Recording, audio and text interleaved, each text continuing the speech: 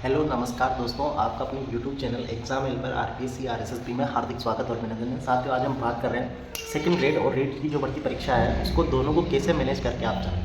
तो साथियों, बात करें रीट रीट का जो भर्ती परीक्षा रीट जो एक पात्रता परीक्षा है और सेकंड ग्रेड जो एक भर्ती परीक्षा है।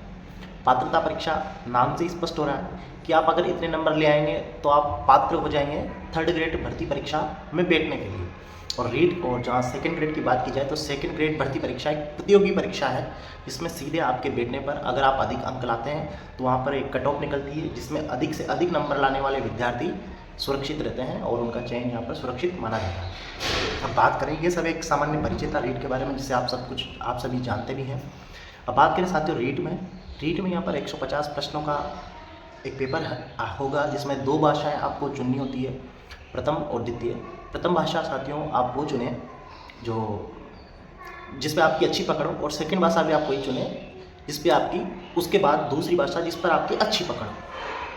प्रथम भाषा जैसे आपने हिंदी चुनी, दूसरी भाषा आप संस्कृत या फिर अंग्रेजी दोनों में से एक चुन सकते हैं। रीट में भाषाओं का बड़ा अच्छा प्रभाव है क्योंकि 30-30 प्रश्न भाषा के भाग से आते हैं, तो 60 प्रश्न यहाँ पर दोनों भाषाओं के हो जाते हैं, 30 प्रश्न यहाँ पर चाइल्ड साइकोलॉजी के हो जाते हैं। और बात करें साथियों 60 प्रश्न अगले जो आएंगे, क्योंकि 90 प्रश्नों पर अपन ने चर्चा कर ली, बाकी जो 60 प्रश्न बचे वो आपके होते हैं यहाँ पर विषयगत। यानी कि जैसे अपन साइंस से हैं तो साइंस में 30 प्रश्न आपके यहाँ पर साइंस के होंगे और 30 प्रश्न यहाँ पे आपके मैथमेटिक्स से होंगे।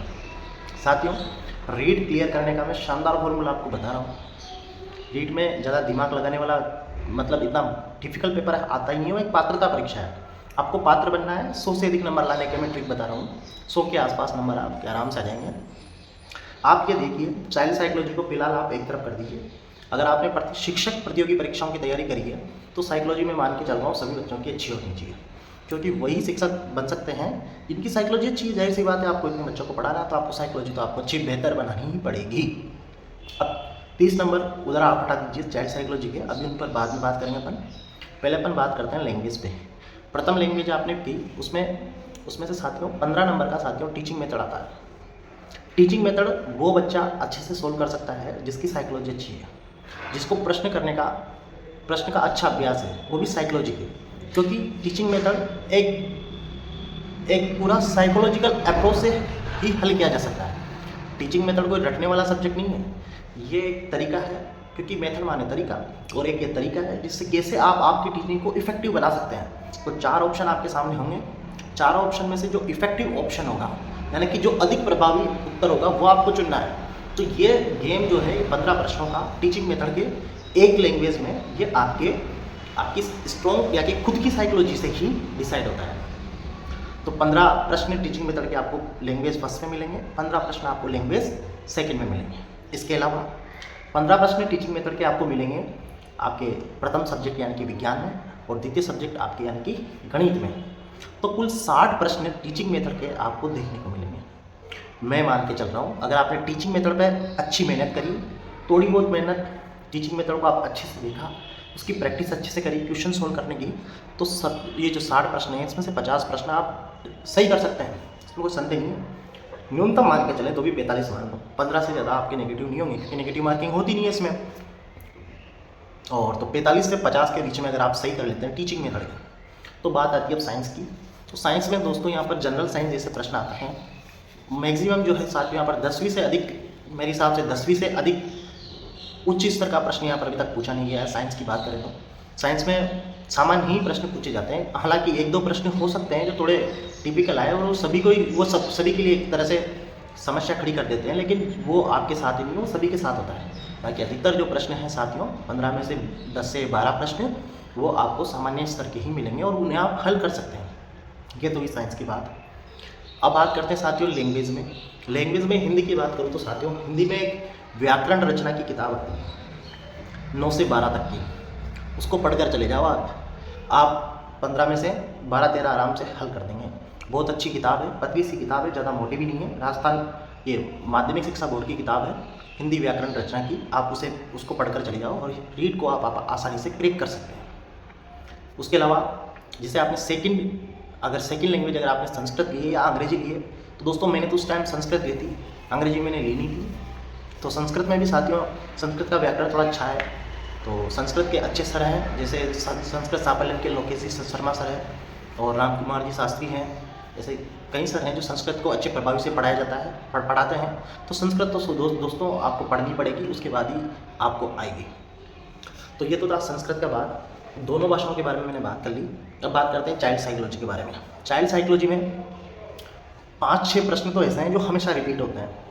आप देख लीजिए, जैसे वाइगोत्स्की है और पावलोव का सिद्धांत है। ऐसे कुछ सिद्धांत है मिलेंगे आपको साइकोलॉजी में।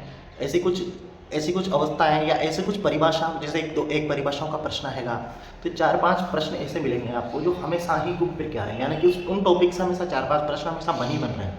तो चाइल्ड साइकोलॉजी के अगर आप पुराने प्रश्न देखेंगे, उनको हल करेंगे, धीर सिंह सर या फिर अशोक जी पारिक सर, दोनों बेहतर सर हैं।